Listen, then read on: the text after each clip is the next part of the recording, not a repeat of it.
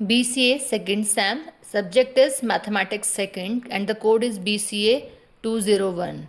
Time limit is 3 hours and the maximum marks is 75. Section A, attempt all the 5 questions. Each question carries 3 marks and the total marks is 15. Question first is define complement of a set with example. Question 2, define equivalence relations and partial order relation functions.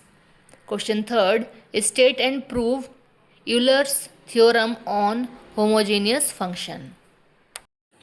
Question fourth, draw the Hart's diagram for the partial ordering. आपको ये दिया हुआ है, मतलब ये देखिए आप एक तरीके से स्टार्टिंग के 5 क्वेश्चन आपके थ्योरेटिकल थे, अब पेपर ही आपका मैथमेटिक्स का है तो आपके सारे न्यूमेरिकल क्वेश्चंस हैं, इस चीज़ का ध्यान रखिएगा। एक और चीज़ बहुत इंपॉर्टेंट है कि BCA सेकंड सेम में स्पेशली मैथमेटिक्स की ही मैं बात कर रही हूँ, वहाँ बैक काफ़ी सारी आती है, मतलब काफ़ी ज़्यादा स्टूडेंट्स की बैक आती है, तो बहुत ध्यान से आपको पहले से पहले प्रिपरेशन करनी है।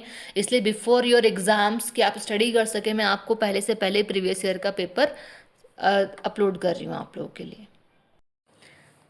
Section C, attempt any 3 questions. तो आपके 5 क्वेश्चंस इसमें हैं सेक्शन सी में, इसमें से कोई भी आपको 3 क्वेश्चंस करने हैं और वो तीनों ही क्वेश्चन 15 मार्क्स के हैं आपके, है ना। तो क्वेश्चन 9th की बात करते हैं। 9th को मतलब यहाँ पे जो आपके पाँचों के पाँचों क्वेश्चन हैं, हर एक क्वेश्चन को इन्होंने 2 पार्ट्स में डिवाइड किया है, ठीक है। समझ लीजिए 7.5 मार्क्स का आपका क्वेश्चन होगा ये।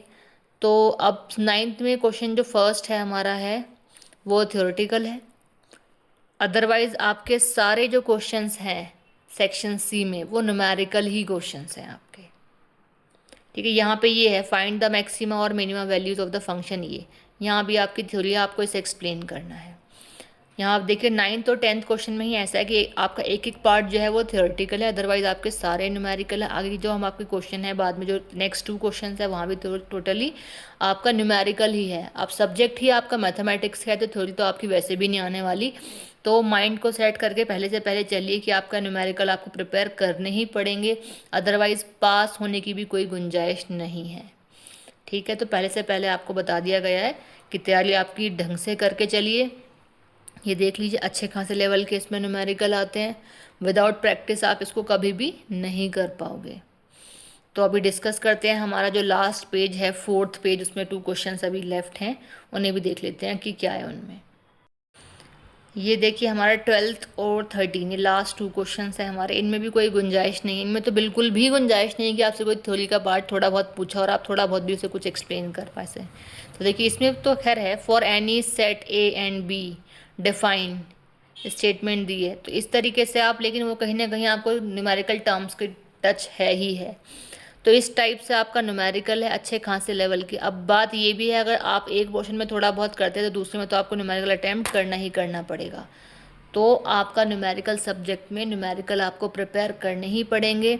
आप इस पेपर को देख के अपने माइंड ढंग से सेट कर लिया होगा कि विदाउट स्टडी आप इसमें पास नहीं हो सकते।